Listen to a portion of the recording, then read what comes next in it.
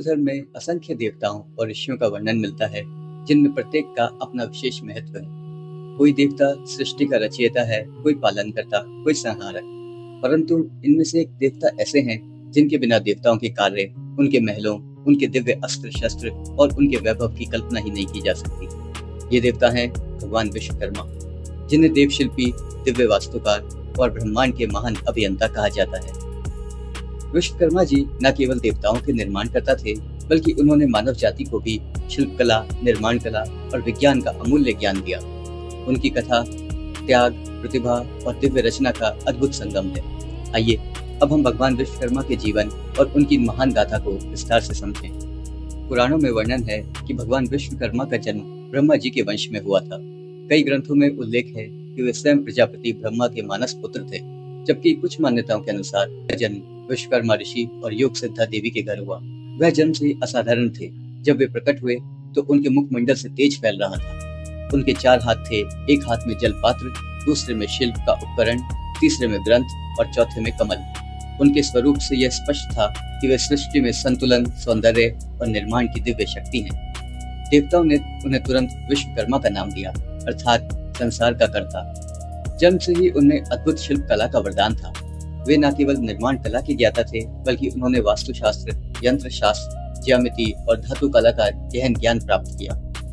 कहते हैं कि उन्होंने भगवान शिव से तपस्या करके दिव्य उपकरण प्राप्त किए। भगवान विष्णु से उन्होंने शिल्प का ज्ञान पाया और माता सरस्वती ने उन्हें संगीत व ललित कलाओं का आशीर्वाद दिया। इस प्रकार से वे संपूर्ण कलाओं के अधिष्ठाता देवता बन गए।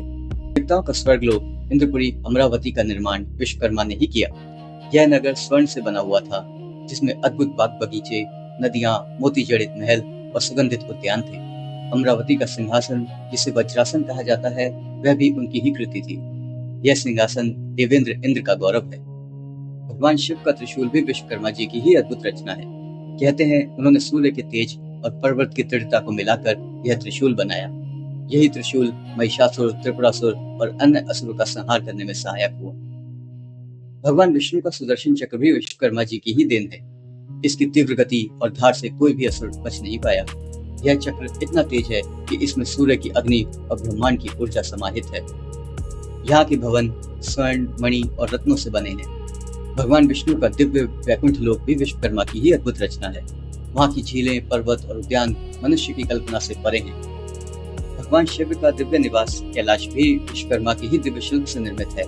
यह हिमालय के मध्य में स्थित है और इसकी संरचना इतनी अद्भुत है कि साधक आज भी उसकी कल्पना मात्र से समाधि में लीन हो जाते हैं। महाभारत काल में जब भगवान श्री कृष्ण ने मथुरा छोड़कर नया नगर बसाया तो वह था द्वारका। इस नगर का निर्माण भी विश्वकर्मा जी ने ही किया। द्वारका समुद्र के बीचों बीच स्थित एक अद्भुत नगर था, जिसके महल सोने, चांदी और रत्नों से जगमगाते थे। रावण की लंका, जिसे स्वर्ण लंका कहा गया, उसका निर्माण भी विश्वकर्मा जी ने ही किया था। उन्होंने इसे भगवान शिव के भक्ति स्वरूप बनाया था, परंतु रावण ने बलपूर्वक इसे अपने अधिकार में ले लिया। विश्वकर्मा केवल देवताओं के लिए ही नहीं, बल्कि कभी कभी असुरों के लिए भी रचनाएं करते थे। उनका मानना था कि शिल्प और निर्माण किसी का बंधक नहीं, बल्कि सार्वभौमिक है। उदाहरण के लिए उन्होंने असुरों के लिए भी अद्भुत महल और अस्त्र बनाए। इसी कारण उन्हें समस्त लोगों का शिल्पकार कहा जाता है। एक प्रसंग में विश्वकर्मा जी ने अपनी पुत्री संज्ञा, जो सूर्य देव की पत्नी थी, उनके कारण प्रसिद्ध पाई। सूर्य का तेज इतना प्रचंड था कि संज्ञा उनसे सानिध्य सहन नहीं कर पा रही थी। वे अपने पिता विश्वकर्मा के पास पहुंची और बोली, पिताश्री, सूर्य देव का तेज असहनीय है। यदि आप उनका तेज कुछ कम कर दें तो मैं उनके समीप रह सकूंगी। तब विश्वकर्मा जी ने अपनी शिल्प कला से सूर्य के तेज को कम किया और उस शेष तेज से 3 अद्भुत अस्त्र बनाए: शिव का त्रिशूल, विष्णु का चक्र और कार्तिकेय का भाला। महाभारत में भी विश्वकर्मा का उल्लेख अनेक बार मिलता है। उन्होंने पांडवों के लिए इंद्रप्रस्थ का निर्माण किया था। यह नगर इतना दिव्य और अद्भुत था कि उसे देखकर दुर्योधन ईर्ष्या से भर गया। इंद्रप्रस्थ के राजमहल में जल और फर्श इतने पारदर्शी थे कि दुर्योधन कई बार भ्रमित होकर गिर पड़ा। इसी से अंधे का पुत्र अंधा कहकर द्रौपदी ने उसका उपहास किया और यही प्रसंग कौरव पांडव युद्ध की जड़ बना। आज भी भारत में विश्वकर्मा जयंती बड़े उत्साह से मनाई जाती है। विशेषकर कारीगर, मजदूर, इंजीनियर और कलाकार उन्हें अपना आराध्य मानते हैं।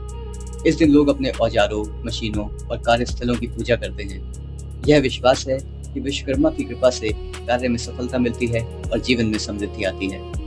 भगवान विश्वकर्मा की महागाथा वास्तव में सृजन और संतुलन की गाथा है।